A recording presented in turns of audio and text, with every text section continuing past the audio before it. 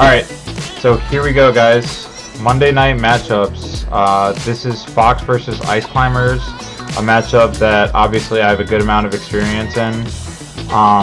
Playing against Chu, one of the top Ice Climbers players from, he's still a top Ice Climbers player, really, but since 2003, 2004 is when he first picked up Ice Climbers, and he's been a beast with them ever since. So, as far as the match you're seeing now, it's a match between Nintendude and I. I'm not going to be specifically analyzing this match. It's just there to have something to look at while I sort of break down the matchup as a whole. Basically, Fox vs. Ice Climbers, from Fox's perspective, comes down almost entirely to separating the Ice Climbers. This comes down to basically drilling a lot and shining. Drill into shine is Fox's probably most commonly used thing against Ice Climbers, at least the way it's supposed to be played. And it separates them really well. As the Fox, you really want to get comfortable landing your drill between their shield. You want to, when they're shielding, you want to be able to drill and land between them consistently, and that's just something that comes with time. You can practice it in training, obviously, but it's really something that you can't get the hang of unless you practice it consistently against an Ice Climbers player who's, trying to DI out and stuff like that. You really want to just get in the habit of landing the drill. Even if you don't land between them, as long as you out-cancel it and you shine afterward, then you're pretty much still good to go. So that's the thing to keep in mind, is that anytime you do that drill, you need to be out-canceling it.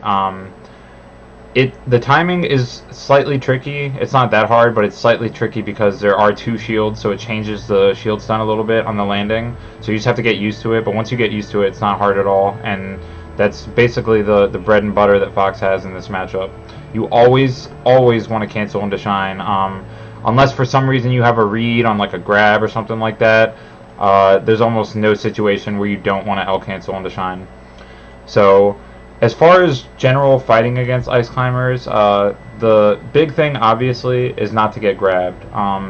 You definitely don't want to get grabbed in this matchup at any percent. Lower percent, you can mash out a little bit quicker, but in general, getting grabbed in this matchup can always lead to death, pretty much. So it's something that you have to try to avoid as Fox. Runaway Laser, you think in theory would be good against Ice Climbers, but they have really good mobility. So it's difficult to actually, get in there and, or it's very easy for them to get in there. It's very difficult for Fox to keep his distance safely at all times. So Runaway Laser is good to throw in every now and then, but I wouldn't do it too often because, like I said, Ices have very good mobility. It's a lot better versus just Sopo, though, than it is versus both. As far as moves you want to be using, drill and shine, obviously. Aside from actually doing drill into shine, running shine is another great one. If you run into shine, that's generally pretty safe as long as you jump out afterward, and it'll usually separate them as well. So running shine's another great one. Spaced up tilt is fairly good as long as you're not too close to their shield and they can't shield grab you out of it. Occasional falling up airs are good as well. You make sure you always out-cancel those into shine, obviously, as well. Shine grab is sometimes a good option. You rarely ever against Ice Climbers want to just raw grab, but shine grab is a fairly good option as long as you know that the grab will hit Popo and not Nana, because if you grab Nana on accident, then Popo will punish you if she's right there, or he's right there. So if you're doing aerials that aren't drill, which you shouldn't be doing too often against both Ice Climbers, but if you're doing aerials that aren't drill, you really want to make sure that they're spaced properly, because if not, that can obviously lead to a grab, which can lead to your death. I tend to avoid shield pressuring Ice Climbers in like the normal way, where you just do shine, short hop aerial, out cancel, back into shine, back into a short hop aerial, because the two shields make the rhythm a little bit different than doing just regular shield pressure against any other character. So I try to avoid that because just the risk of getting grabbed is there, and it's obviously the risk of getting grabbed against Ice Climbers is so much more dangerous than any other character because of the fact that they can chain grab and or wobble you to death from any percent, really. And that's obviously only when they have both Ice Climbers. Usually what I do instead of traditional shield pressure is just get one drill in followed by a shine, and then get out of there. I try to full jump and try to react to what they do from there instead of just doing traditional shield pressure, or as I said earlier, shine grab occasionally as well. One thing that you should keep in mind when you're fighting both ice climbers is you should try to just keep like a mental track of how much damage Nana has. If you hit her a lot and you haven't gimped her yet, chances are she's at a percent where you can kill her. Ice climbers do have 2 separate percent gauges, one for Popo and one for Nana, so it's not something that you can see as far as Nana's percent. But if you hit Nana a bunch of times, tried to gimp her, and she hasn't died yet, odds are if you hit her with an up air or an up smash, she will die off the top. So that's something you want to keep in the back of your head if you're having a hard time killing Nana. Ice climbers are extremely light, and so Nana will die quickly if you start to rack up damage on her. As far as when you do get grabbed, at low percent, your best bet is to just try mashing out like crazy. Hopefully you're at a low enough percent that you can mash out before he can start his chain grab or wobble. Otherwise, at mid percent, the best bet is usually to DI away and mash sidestep. The reason for this is a lot of ice climbers will do a down air chain grab, and that sets up their wobble. Or they can just continue down air chain grabbing as well, but DIing away and mashing the sidestep will actually escape this for you. It's something that a lot of Foxes don't realize when they're getting down air chain grab, but Fox can definitely get out of that. And many ice climbers, when they get a grab at mid percent, when they don't know if Nana's close enough, or they just need to make sure that they have the rhythm for the wobble or whatever it may be, ice climbers players will tend to throw out a down air chain grab to set up the wobble and then immediately go into wobble. So if you get that sidestep, you might be saved from that. At higher percent, your best bet is to just start DIing for the smash. Ice climbers players can also switch it up. So you just kind of have to get used to the different setups they have, the different smashes and the directions they go and stuff like that. But generally speaking, you just want to DI for whatever smash you think is coming. But you know, usually in those situations you're pretty much dead, especially if you're getting chain grabbed or wobbled. So that's why avoiding getting grabbed is so key in this. Now, as far as killing Nana, shine is the easiest way to push her to the edge. You always want to shine Nana to the edge, and then you can running shine if she's not quite at the edge yet, and just make sure you keep getting her to the edge, as you can see me doing right now against Nintendude. And then shine is also the most reliable kill move on Nana. Sometimes it takes precision though. Nana can be a little predictable about how she jumps or something like that, and you can occasionally accidentally shine Nana the wrong way so she gets back on the stage. So that's why shine is a little bit tougher than the other kill options. The other thing to do would be edge hog Nana. If you edge hog Nana, she can be saved by Popo, so that's the issue. On platform stages, that's a real problem because Nana typically lands on the platform after getting saved, and then she's really hard to edge guard.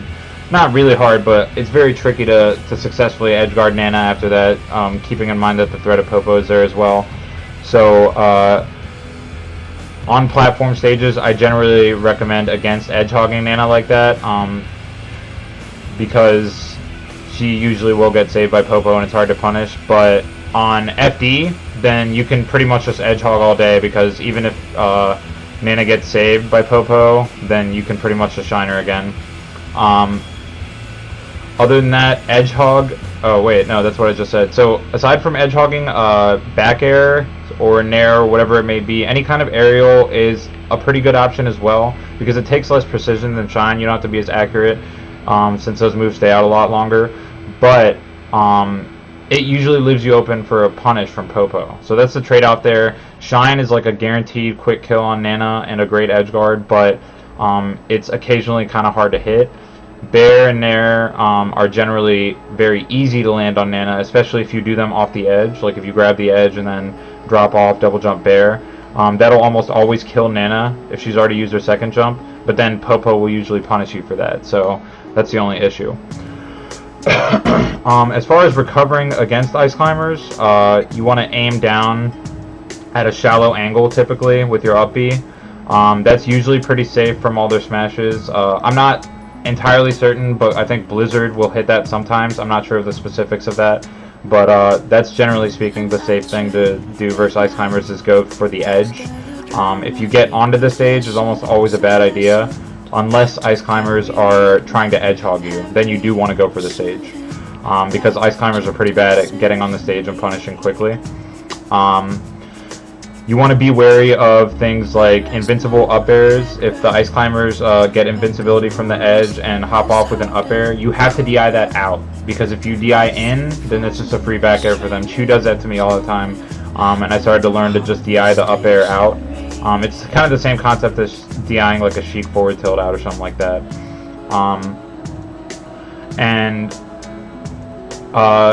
As far as charging your up B, don't do it too close to the stage, because good Ice Climbers players will recognize that and just go out there and back air you. So you want to be careful with doing charging your up B too close to the stage. As far as edge guarding them, I pretty much went over that already. When it's both of them together, Shine is a lot harder to land, so you typically just want to bear both of them, which is easy to do when they're doing their side B. If they're up B'ing, you just want to wait it out and then punish. When Ice Climbers are low, edge hogging is really good against them, because you can just wait out whatever they do and then punish, and you have invincibility to do so. When you're fighting Sopo, I would say that patience is key. You definitely don't want to get overconfident, like, oh, it's Sopo, this is a low tier. You definitely don't want to do that, because if you rush in too headstrong, really good Ice Climbers players, really good Sopos like Fly will see that and bait you into grab situations where they can punish you. So, like I said, that's something that you definitely want to be careful with as well. Here, I have another match to play also.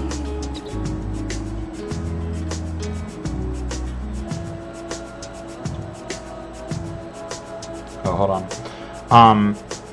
So, like I said, you have to be patient versus Sopo, but it is a very easy matchup compared to both Ice Climbers, obviously.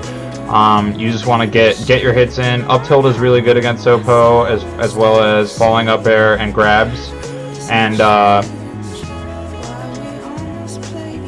here, I'll pause this for now because I want to go into some specifics about this matchup. But as far as Sopo, at 75% basically, you can start looking for grab into up throw up air, and that'll kill. Ice Climbers are super light, as I said, so jab up smash around 70, 75 is also really strong for Sopo.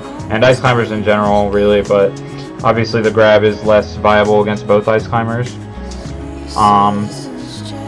Edge guarding is a lot easier versus Sopo. If you're having trouble with the side B, the single side B of just Sopo, what you can do is actually crouch cancel it on the stage, because Sopo does have to recover onto the stage with side B almost always. It's very rare where Sopo can side B and then fall to the edge. It's tough to time that or line that up properly, so they do usually have to get on the stage. So you can always crouch cancel it if you're having trouble punishing that. Otherwise, if you're used to it, you can kind of just wait it out and running up smash or whatever it might be. Okay, so this is actually Fly vs SFAT from last night.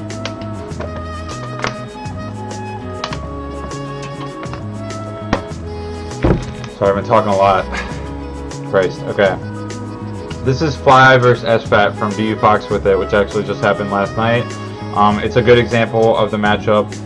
Played slightly differently than I typically play it, but mostly the same. SFAT did a really good job. So let's go into this here. As you can see, starts with a drill shine, goes for more shines and drills. Just a very, very solid bread and butter versus Ice Climbers. Here you can see, let's see what happens here. He drills, he lands only on Nana. Again, you just immediately want to shine in this scenario. Of course, that's what he does. Does get punished a little bit here. That was a very rare instance right there where shield grabbing was actually a good idea against Ice Climbers. Generally speaking, you don't want to do shield grabs. So again, Fly has an excellent Sopo, but SFAT does a good job here. As you can see, once it's Sopo, it's a lot easier to do the runaway laser tactic. Great down DI on that down smash. If he hadn't DI'd into the stage down like that, he would have died. So, okay, let's back this up a little bit. As you can see, SFAT is losing by a considerable margin here, but this is not really, it's kind of an even game right now, because if SFAT lands like 2 hits and then an up smash, Ice Climbers are already dead. They're super light, so Let's watch. And there it is. Now, he was at 74, jab, up smash, and he's dead. That's definitely something to keep in mind. Ice climbers are super light. So, great job by him, SFAT there, killing Nana. Let's look at that one more time. Kills Nana very quickly. This is the same exact style I would try to kill Nana. If you see Ice Climbers down smash like this, they're leaving themselves open. If they miss their down smash, it's a perfect opportunity to come in with the drill and shine.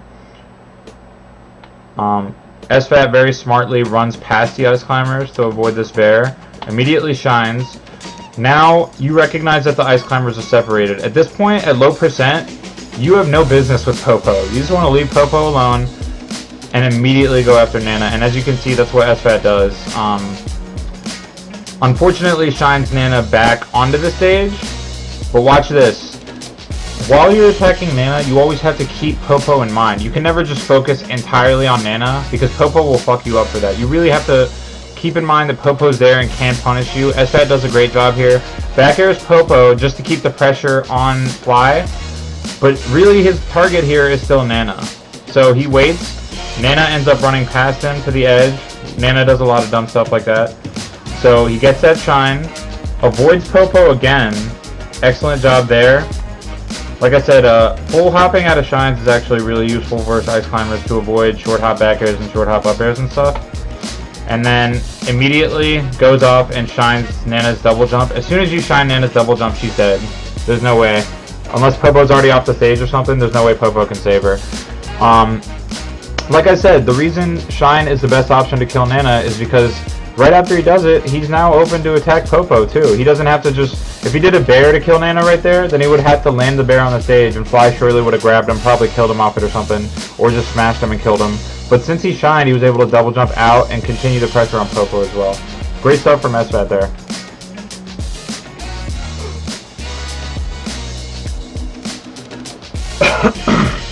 And Fly finally gets that kill.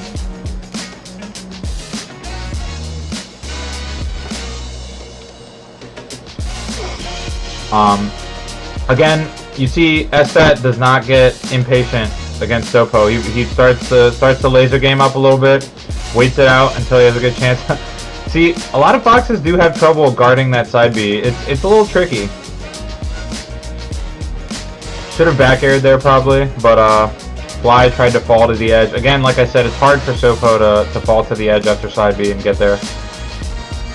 Okay, now I really want to break this down because SFAT does an excellent job of separating them here, but the follow-up, I want to talk about the follow-up here. So this, like I said, is the bread and butter of this matchup. Look at this drill. Drill, shine, boom. Drill, right, land right in between them, and then shine, and now they're separated. You can just have your way with them, basically. Now, the follow-up, though, is something I want to talk about, because when you have this situation, you should always just running shine again, because watch what happens.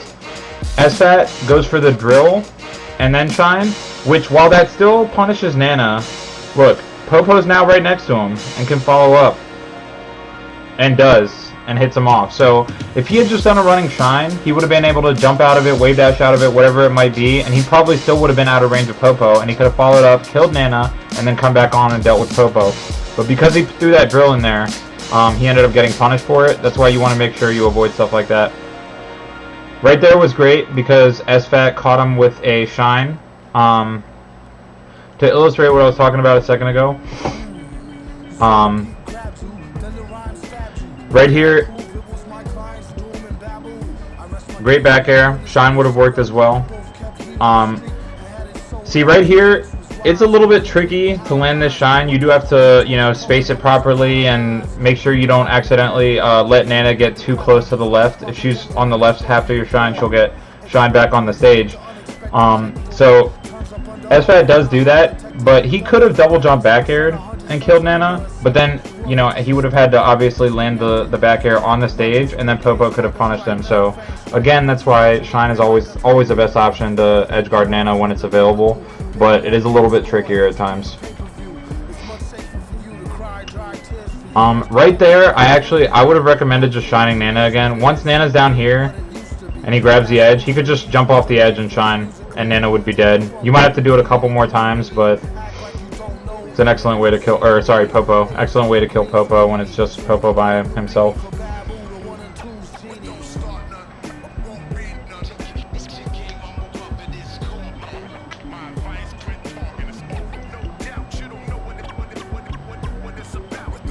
So he looks for the jab up smash there, but then gets the up throw up air kill anyways. Up throw up air also works on Ice Climbers for a really long time. If you somehow get them to the percent where up throw up air doesn't work, almost every Ice Climbers will just immediately down air to try to hit you out of your jump. I started looking for that from Chu and punishing accordingly. I wanted to talk about right here. Obviously, SFAT plays this match amazing, so don't take my critiques of them like he's a bad player or something, but I just see some things he could have done differently. Right here, when you have a situation like this, Nana's on the stage and Popo's off, your focus is no longer Nana. You need to be getting after Popo, run out there and shine Popo, and since Nana's on the stage, Popo almost always is dead. Popo's, like if SFAT right here just ran off and shined Popo, that would be game. But instead he goes for Nana. So, rare bad play, in my opinion, from SFAT in this matchup. But again, you can see how he's landing all his aerials right in between their shield. It's really good stuff. And obviously immediately out-canceling into Shine every time. He didn't sweet spot that side B, so he got blizzarded. Gotta make sure you sweet spot if you side B, or you will get smashed or blizzarded.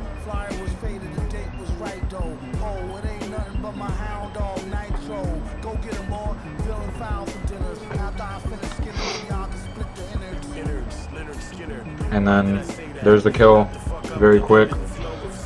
So that's pretty much it as far as this matchup goes.